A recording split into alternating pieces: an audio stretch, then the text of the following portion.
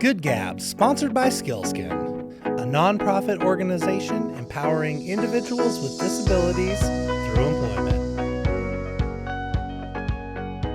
Good morning, Good Gabbers. Today we have Brandy Tarala.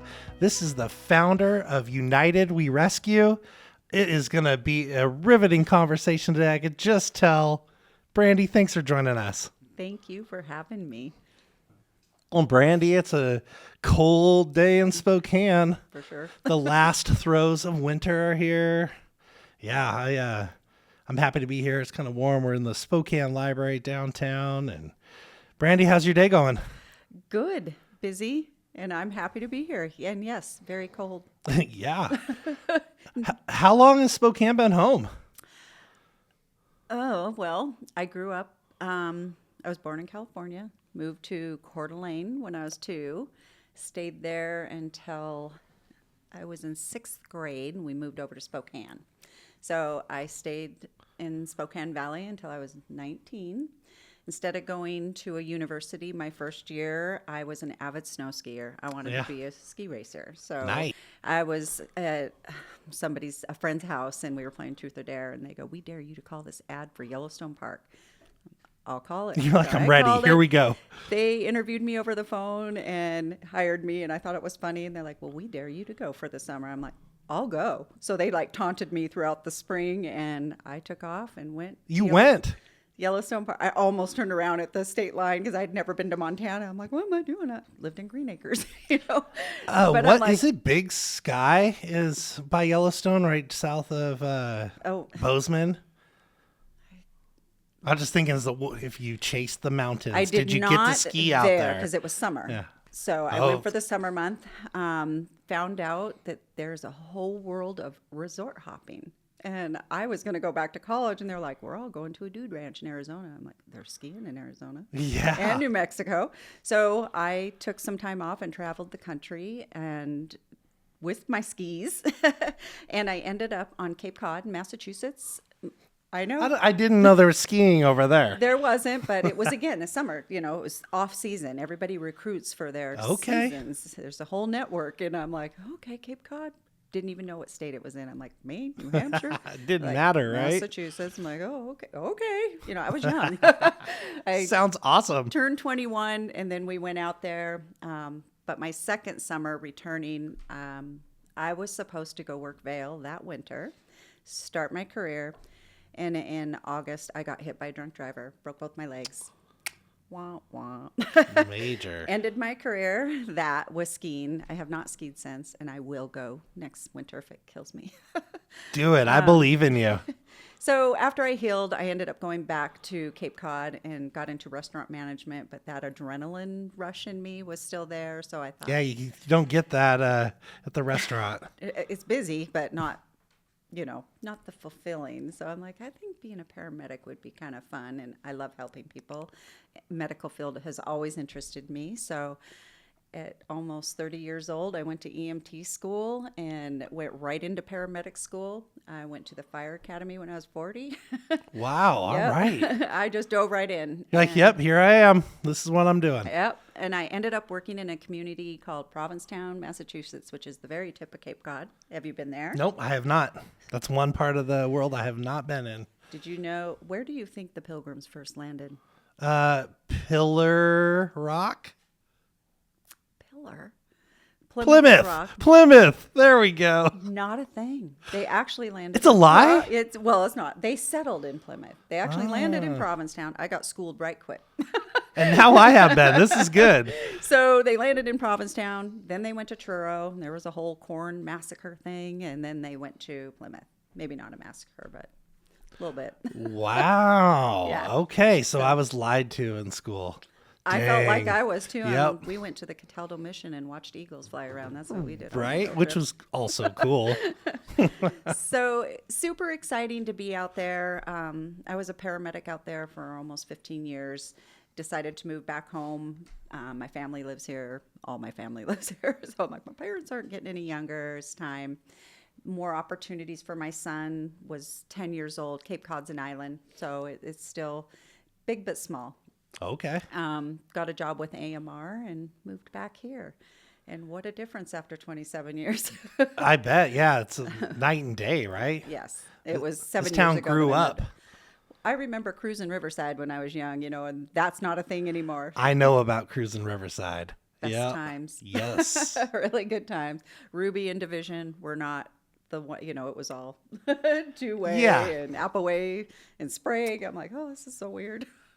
And just where I snowmobiled, our housing developments, and that was very strange to me. Yeah, the valley's just filled in like crazy, Huge.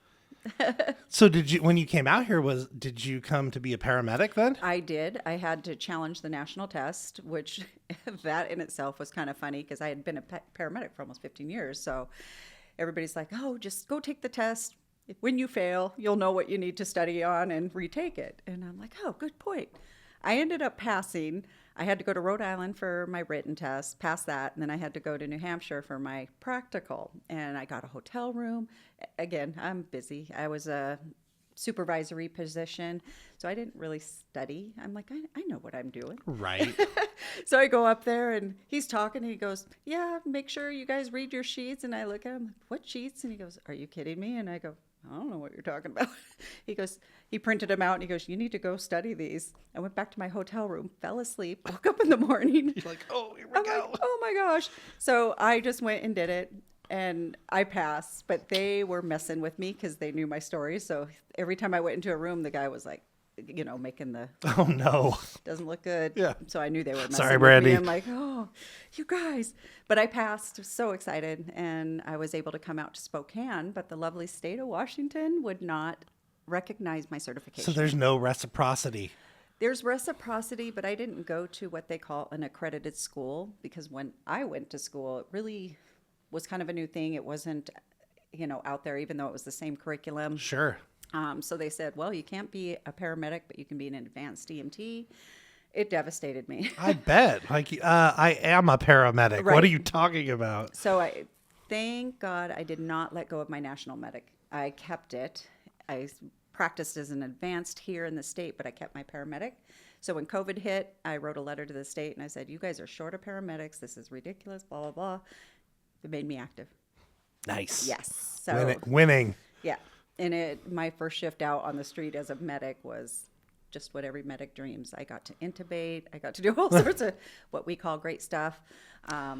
You're a special breed of folks.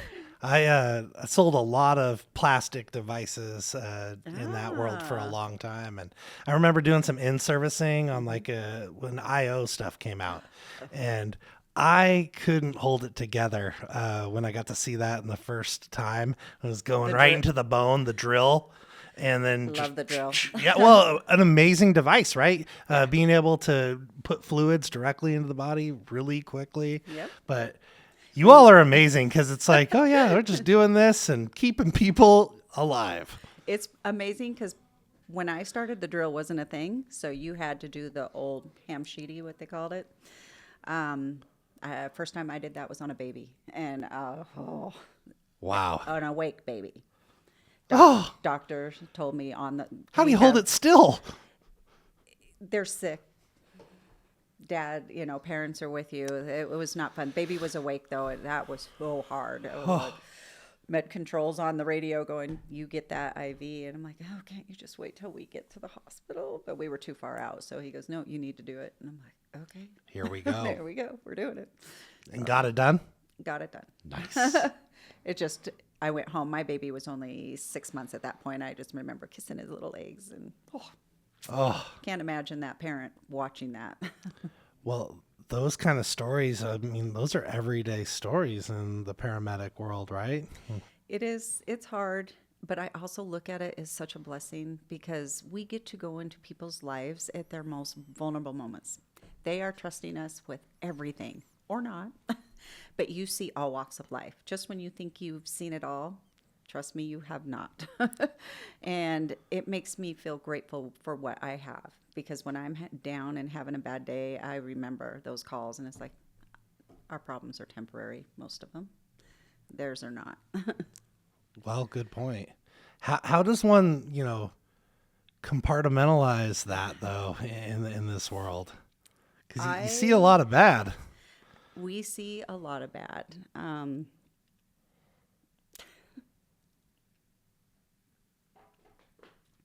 Got me choked up already. Gosh darn it. I feel like I do okay. You know, like people that know me, my demeanor, I am happy. I am joking. I love to sing. Heck yeah, I feel it right now. But I think it had to do with my upbringing, where I first became a firefighter. I wasn't full-time fire, but I worked for a combination, what they call a combination. So I had an engine night and a rescue night.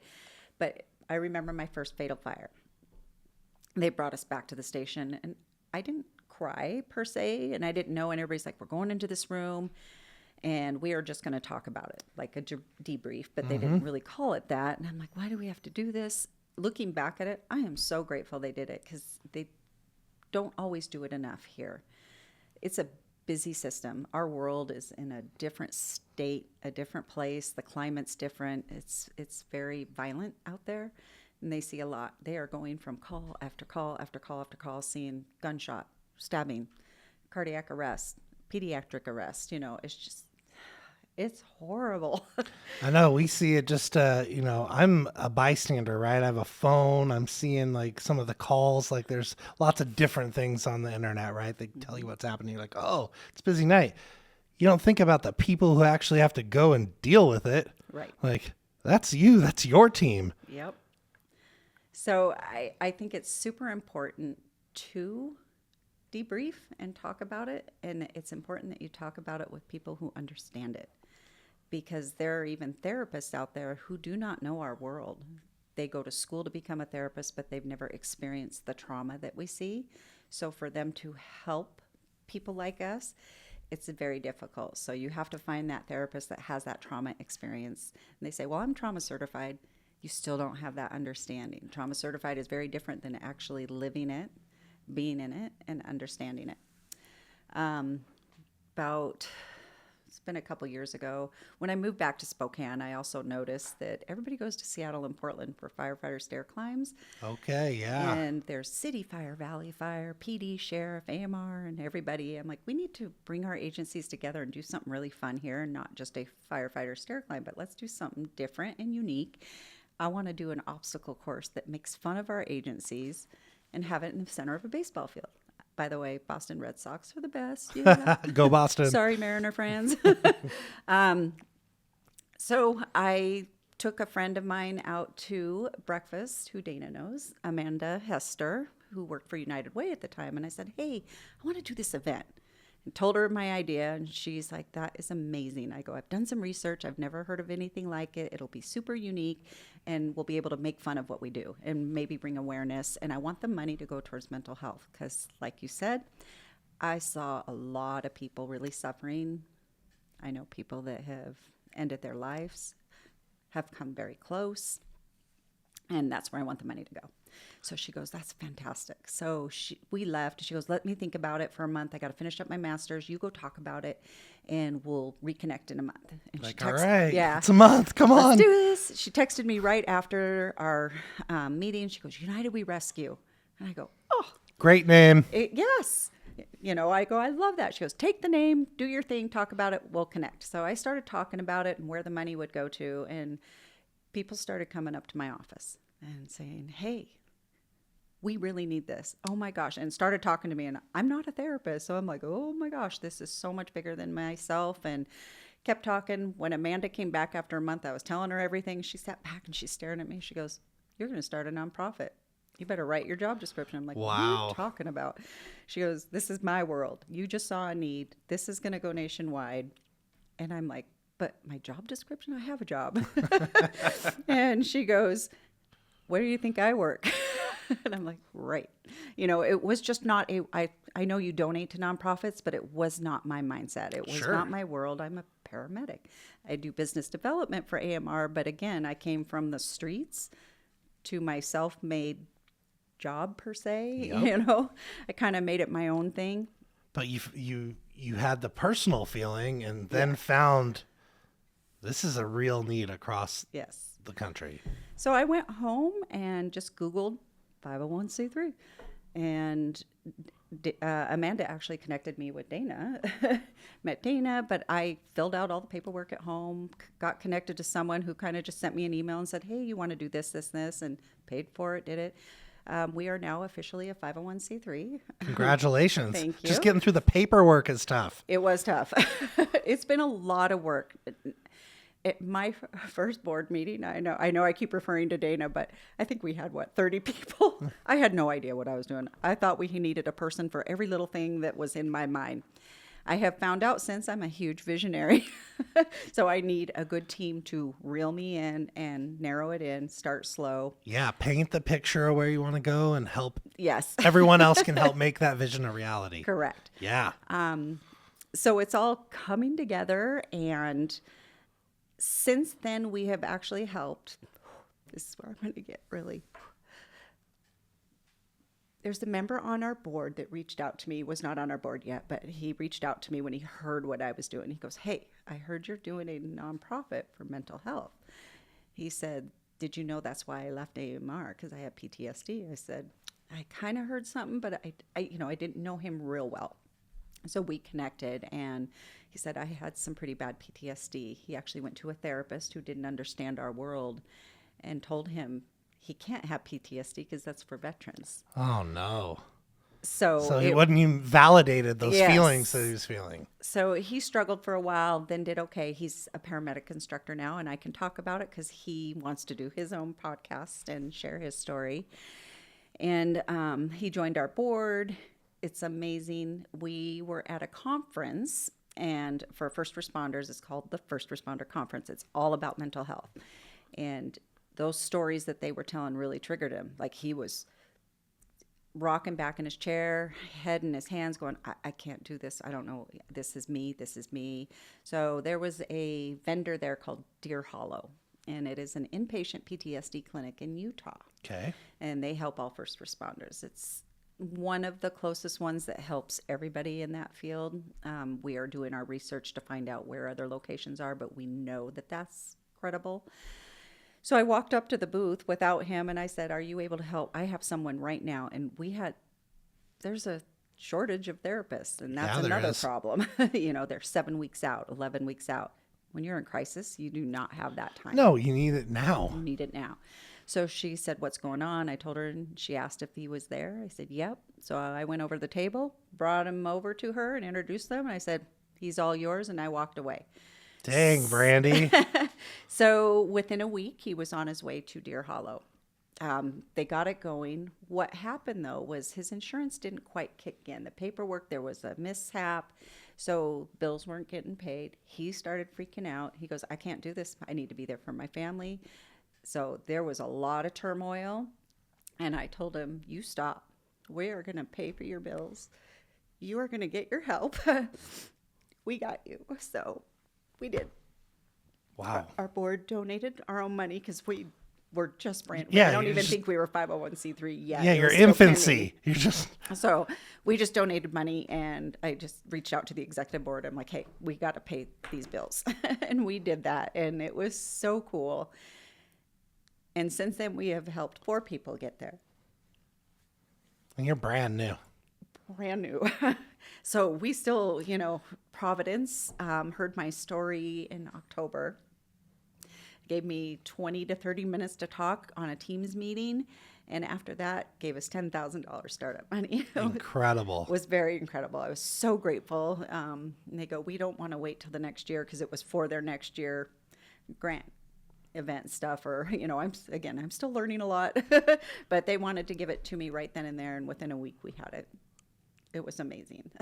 So, Well, those partnerships, that's Spokane tried and true right there. Yes. Like, if, those needs are there and someone steps up to fill it, we form these groups, and then the support comes if the mission's there and you can effectively make change. So people are going to support this. Yeah. What's the name of your nonprofit now that it's all set up? United We Rescue. Oh, I'm glad it stuck. Yeah. It's just so good. And what's next? And as you go from lot of good now we're legitimate, now we're here, we're getting some support.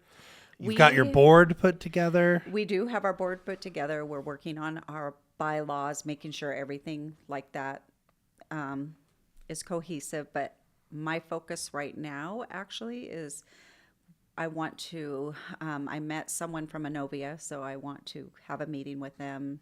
I've been meeting with financial advisors to see, talk about endowments. I've actually had someone say they'll help us start one. Because again, not my world. So I need the people that know that world Yep. to help with that part so we can find some financing. It is so busy. I do plan on going full time with it, and would love to maintain it American Medical Response too, because the people that work there are amazing and they deserve the help. A big win for us was AMR is one of the world's largest corporations. Right. Yeah. It's not in just Washington. No, it's worldwide. They're huge. So at first, my region director supported me 100% in this and said, do this. This is amazing. But we have our own thing, so we got to be careful. Can't really talk about it at work. Okay. I respected that because he has been wonderful. In the past month, they have asked me to put their resources together. Really? Yes. All right. Huge win. So excited to be able to help. And I know the employees are so grateful because I have been doing a lot of research within our county. There is a plethora of resources, but it has also sparked a very interesting thing. I had a local bartender reach out to me and say, hey, someone referred me to you guys. I know you're for first responders, but I had a patron come into my bar who witnessed a fatality train accident. And she goes, he was suffering. I didn't know what to say to him. So I am putting resources together and I'm going to go take them to all the bartenders. Here's what you give them. Here's what you do. That's enough help. We don't have to pay for that. It's easy. So we want to be that boots on the ground and help everybody know what's available. Because how do you spread that word? There's a need and there's a lot of help. People just don't know how to access it. Well, and if your organization is the one that can help pull those resources together, it's just going to be, it will fill the need. Right. Like how do, like our listeners, if maybe they're feeling like really connected to you and your organization's story right now, like how do they get involved? They can reach out. You can go to our website and look at that. And then there's an email, info@unitedwerescue.org. That will come to me or our vice president, Leslie Ludke, and we will answer that. And we always are looking for help. I don't know if you can share this, but I'm asking. Okay. Like in your mind, you have the magic wand. You can do anything with this organization. What does it look like in 5 years, and what geography are you covering? So since my first initial vision, I just wanted to go nationwide right away. I have since narrowed that down because I've learned. Is that a ski racer in you? It's not a ski race. But there's also, again, there's lots of resources. We don't want to reinvent the wheel. We want to collaborate with everybody and see what's out there and help them navigate that. But also with our that baseball event idea is we are calling that the Grand Slam for Heroes. I'm so excited. I bet. The Spokane Indians have agreed to endorse it. What? Yes, so excited. So our first event will be this fall. I do not have a hard date because I'm sure the local area knows that Spokane Indians were just awarded several $1 million for some upgrades. They have to do somewhere around $23 million of upgrades in the next 3 years. They are starting construction the weekend after their season ends this year. Logistics wise, they have to work it out if we can actually have it in their ball field right It's now. going to be really difficult. Yeah. But we still might. Mm-hmm. He knows. I'm like, what do I have to do to make this happen? So I don't know if it will. If it does, yay. If not, I'm hoping for Shadle Park High School because they actually have lights. Yeah, great ball fields. It's a great ball field, great parking, and Indians will still endorse it, make it feel like the Indians. And we'll have it there. But we are having our first event this fall. We are getting the whole city involved. We want to pit City Fire against Valley Fire, sheriffs against PD. I want all 3 news stations to compete against each other. Yes. And we are going to have categories and civilians. Come and have a civilian one. And these obstacles are funny. Home Depot is actually doing a project for us through a grant, and they are going to build our starting platform, which will Good be... job, Home Depot. I know. They're one yay, of our Home favorite Depot. vendors at Skillskin. Nice. Yep. So they want to, my vision is to have like a 3 or 4 foot platform with a couple of fire poles attached. You slide down the fire pole, boots hit the ground. That's when the time starts. Spokane Marathon, the negative half split. Ryan Height, thank you if you listen to podcasts. They are going to do our timing piece, and he actually joined our obstacle course committee. So brought great insight to that. Yeah, people who know how to run events. Right. That's a special talent. So people are always like, so what do you think? And I'm like, an adult hippity hop with concussion goggles. There's going to be recliners that you're going to have to go sit in and make fun of the firefighters. You're going to have to step into a little police car and run code to a donut shop. And we have all sorts of plans for this to make it Spokane community local. So I was asking my fiance, and I said, I need more police, things to make fun of police. And he goes, I can't really think of anything, but when I think of firefighters, I think of those silly firefighter poses, calendar poses. And I'm like, oh my gosh, yes. So Otto had a great idea. He goes, you got to still bring the baseball element. So at the end of it, we're going to have them run the bases. They'll ring a bell. Then that'll end the time. We're going to have a big, gigantic photo booth.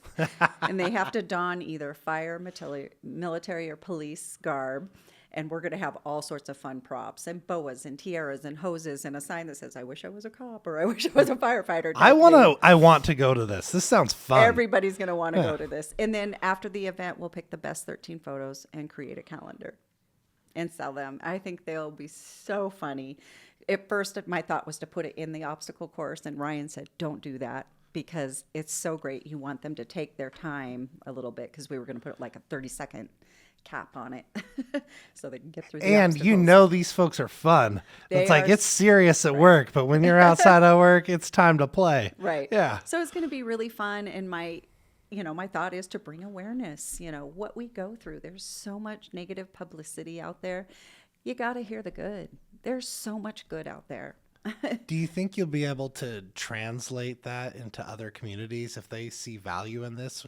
Will your organization could be the one to help with that, or do you want to just now stick right here in the Inland Northwest? I do not want to stay here. In 5 years, you had asked me, we're going to Fenway, baby. All right.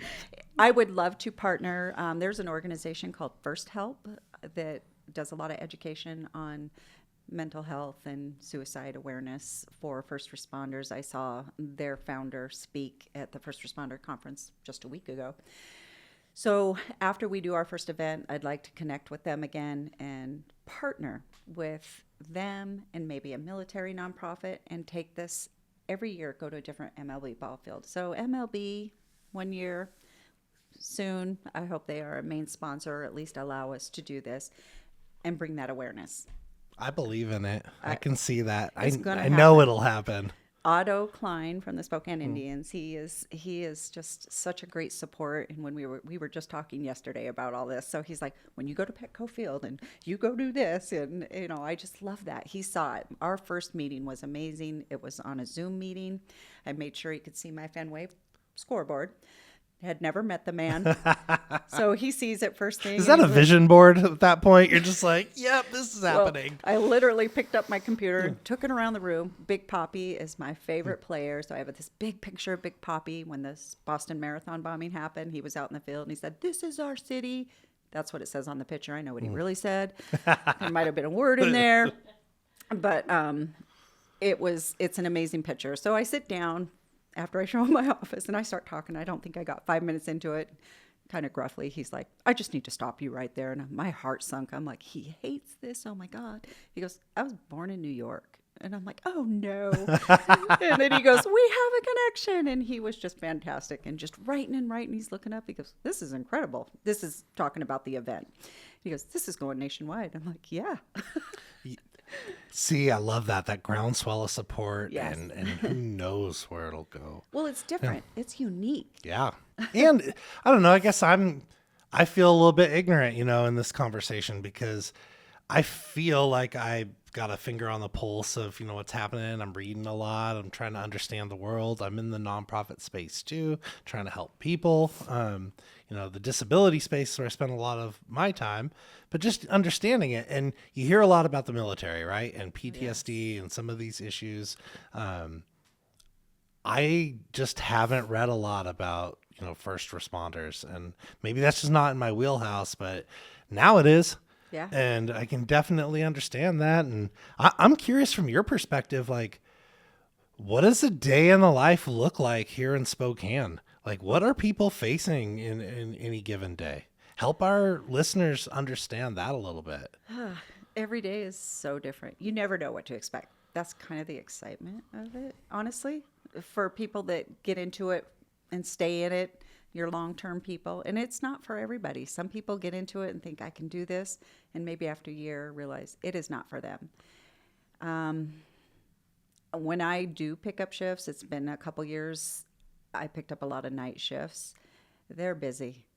They only work 12-hour shifts, and every community is different too. Where I used to work, it was 24-hour shifts. 48, maybe a 72, but we got to go back to the station and sleep. Here, they don't get to do that. The fire department, they get to go back to a station, but they're equally as busy too. They are responding to the same calls we do. And that's kind of how it's broken up in our community, right? Correct. We have AMR contract with the city and county. We're the ambulance transport. We both respond. So whether the fire department gets there first or AMR, it's a team effort. Mm-hmm. So, okay. For sure. And then that's when transportation starts. Yes. Yeah, but no home base really for the folks in the Not AMR. here, no. Up in I Deer see Park them in a now. parking lot at Four Lakes. Yep. It's like that's the home base. I'm like, oh man. Everybody wants out there because you get a break. Okay, that's the spot. That's the spot. Yeah, well, I could just see them when I'm getting gas in that same parking lot. I'm like, I y'all are can't ready to go. Admit one night, because again, I work full time during the day. I picked up a shift a couple years ago, and it was night, and I was working with a paramedic student, and we both fell asleep out there so hard that we didn't hear the radios. I didn't hear my phone, didn't hear the logis, and I have never done that in my whole career. I've never slept through a call. All of a sudden, bang, bang, bang on my window, and we both woke up, and I'm like, what? It was another crew. They've been trying to clear you. Oh. It was towards the end of our shift. I'm like, Dun, dun. oh my gosh. So, yeah, got teased about that a little bit. Oh, that's good. That's some good ribbing right there, though. Absolutely. Yeah, I deserve it. But so, yeah, you're going to homes, working with people on the street. Right. It's tough. You see the homeless, you see everything. And I think I get to talk to all the new hires once a month, and it's hard to see how young they are with no real training on what they're about to experience. Yeah, because You've got years. But you also have to have that compassion because it can leave pretty quick. I see a lot of burnout and Where a human isn't a human anymore. right. Okay. You You're know, just so working. Right. And I try and tell them, hey, that homeless person, you're only seeing such a small glimpse of their life. They're not going to tell you the story most of the time of what really brought them there. You don't know if that person maybe lost their family in a fire years ago and they just don't know what to do, and here they are. Everybody's got a different story. Take a moment and listen to them. I love talking to my patients. I'm chatty anyway, so to me, I just love hearing their stories, where they came from, what brought them there. Might teach me something, what not to do, or, hey, I want to try that. Sure. So Yeah, that compassion. you have to have it. So I really try and teach that, and I'm hoping as an organization too, we can kind of remind people of that. There is a book in our world called Pride and Ownership. It is written by a gentleman named Chief Rick Lasky. He used to be the fire chief in Coeur d'Alene, Idaho, years ago. My fire chief took 10 of us to go see him speak in New Jersey. And I'm like, oh, great, I got to go see this guy talk. You're like, what's Blah, happening? blah, blah, blah, blah. Kept me captivated the entire 8 hours. He was amazing. And during his speech, he's like, oh, yeah, I'm from a little place in the Northwest called Coeur d'Alene, Idaho, where they have huckleberries, and no one out here knows what a huckleberry is. So I waited till break, and I'm like, I know what a huckleberry is. So I moved there when I was 2. yes, my parents live in Priest Lake, so they definitely know huckleberries. And It was great. He is coming here this fall for our event. Oh, wow. Yes, we have been in contact. Really want him to speak to our community because it's about burnout, learning your burnout, learning how to talk to people when you notice yourself being short to a coworker or a patient, something. All right, it's time to step back, maybe take that break. You need that break. You need to remember to take care of yourself and have your family time and friend time. And I think that's how I'm able to cope so well. I have such a great friend and family support network. My faith helps me. I pray all day long, every day, because I'm not perfect. I swear. You're human after all? I'm human. Jeez, Brandy. I make mistakes. I judge. I try not to judge. It's probably my biggest thing of telling people because we only see, again, such a small perspective. And there's a huge, you got to get a bird's eye view to really see what's going on. And we don't have that. You know, we can't always do that. No, never. Exactly. Yeah, that and judgment and compassion, they can just be at odds with each other, right? Like, yeah, choose compassion. Yes, you have to. And if you don't have that compassion or the passion to be able to help people, you might not be in the right field. It might be great experience and great knowledge, but it might not be a great fit for you. Well, that's a call to action if I had heard one, and being real with people. Thank you. It is real. I have a question for you. I was at an event yesterday. It was the mayor's state of the city, and the mayor Woodward was talking about, just all the drugs on the street, and just from your perspective, you're and your colleagues are out there. I mean, how big of a problem is this? It's huge. It's not just here; it's everywhere. I remember when I first came here, people were like, "You don't know what it's like. You worked on Cape Cod where the Kennedys live, blah, blah, blah." There was a huge pandemic. They did a huge documentary on the opioids on Cape Cod. It is not, doesn't discriminate. Everybody can be affected, whether you're rich, poor, middle class, it doesn't matter. Addiction is addiction. I wish they could find where the heck these drugs are coming in. Part of me believes they know. Part of me believes there's money involved somewhere because I can't understand for the life of me why we can't get rid of it. It angers me. And it's because it's that big of a problem. And you and your industry, you're on the front lines of this. We see it all the time. I hear about it more now. Sure. Again, I'm not out in the street, but even in the schools, my kid is a senior at University High School, and he's had 2 friends overdose. Wow. Or, not close friends, but close enough where one was at a park he was at during the daytime, and he called me up, and he goes, "Mom, can you come get me?" And I'm like, "What's going on?" He goes, "Ambulance is here." And it was not in the same group of friends, but close enough. He knew the kid. I was so proud of him for wanting to get out of that scenario because I have, from a very young age, I tell him everything I see when it comes to drugs and stuff, every story. People are like, "Why would you do that?" I go, "Because I don't want him doing that. That's why." I have a similar parenting plan. He laughed at me one day. I was on a kick about prescription drugs because I had just gotten done speaking at West Valley High School. They had me bring an ambulance out there one day, and they cycled students through every 15 minutes. And boy, did I get an earful. And they loved hearing me talk, but I loved hearing them talk because they told me every drug they did. And I'm like, "You guys are stupid." And they'd laugh at me. I'm like, "No, seriously. You take that drug and it might make you feel good, but now you're going to have a drool the rest of your life because everybody's built differently." And they have these Skittle parties and all these things they were telling me. I was just mortified. So my son and I are driving, and it was in my mind. I just look over at him. I'm like, "By the way, no prescription drugs." So we laugh about it to this day. He's like, "All right, Mom, no prescription drugs." That's good. Yeah. Lucky for your son. Yeah. You get to be real. You get to not be hiding because it's happening, and it's happening right to them every day. I thought it was kind of unique. Like our daughter, Savannah, she goes to a high school out on the West Plains. Same thing. One of her schoolmates overdosed, died. And I'm like, that's why I heard about it. And I'm like, whoa. Yeah. And we heard about another kid that she was in 6th grade with on the north side. And same thing, died. Right. Like, it was brought it home for me. I'm like, this is real. This is not. It is very real. Yeah. It is. And I don't know how they get him. I knew back east only because I transported patients that went to what we call psych facilities or a mental health facility. I transported a drug dealer once, and I got to sit in the back of the ambulance with him for an hour, and we had the best conversation. Smart kid.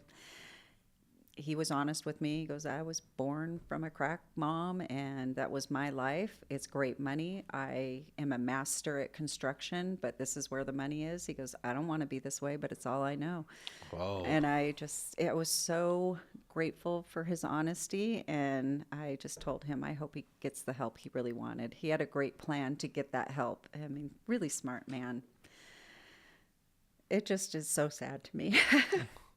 Indeed. Brandy, you have lived a big life and experienced a lot of stuff, and you're just starting. Like all this energy, I just see I have a lot your of organization's going somewhere. Well, thank goodness, and thanks for being in Spokane. It's like you. this community needs passion. We need folks just like you to help Thank you. fill the need and step up, really. Yeah. So thank you. It's a team effort. It is really the whole group. It's amazing. We have 9 certified peer support members on our team now. They go through a 3-day certified class through a company called, and don't ask me what the acronym means because I'll never remember, but ICISF, which is International Crisis Intervention stuff. We had a peer support specialist here on the podcast, and he works out at Eastern State Hospital. And we got to learn a lot that day about peer support. Connection. Yeah, we'll hook you up, absolutely. So that's amazing that you're bringing these folks together. And like you said, if you don't have that experience, right, hard to have that conversation. And there is help in the city. So like Spokane Police, they have a great peer support team. Spokane County has a CISM team, but not everybody has availability to that or may not know about it. So we're not here to take over. We're just an additional resource. If they're not available, we're going to help them out. I don't feel... And just awareness, right? Get the community involved.